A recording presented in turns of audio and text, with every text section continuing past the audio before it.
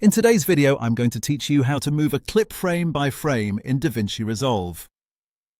If you need to make very precise adjustments on your timeline. Moving a clip one frame at a time is one of the most useful shortcuts to know.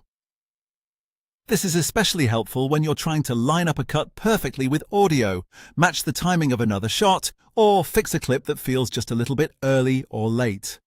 Instead of dragging the clip manually and guessing, you can nudge it with much better accuracy. To get started, go to your timeline and click on the clip you want to move.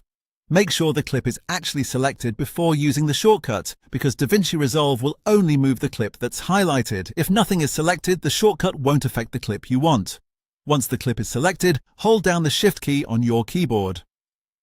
While holding Shift, press the comma key or the period key.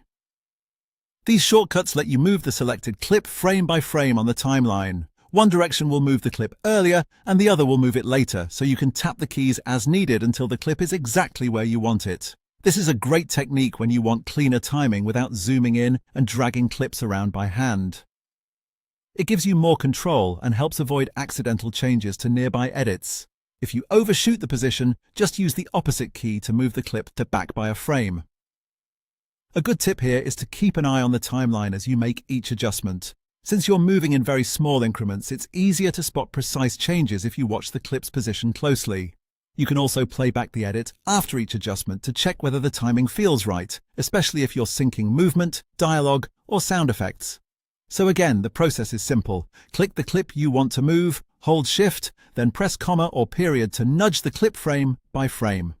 It's a fast and accurate way to make fine timeline adjustments in DaVinci Resolve, and once you start using it, it can save you a lot of time during editing. And that's it.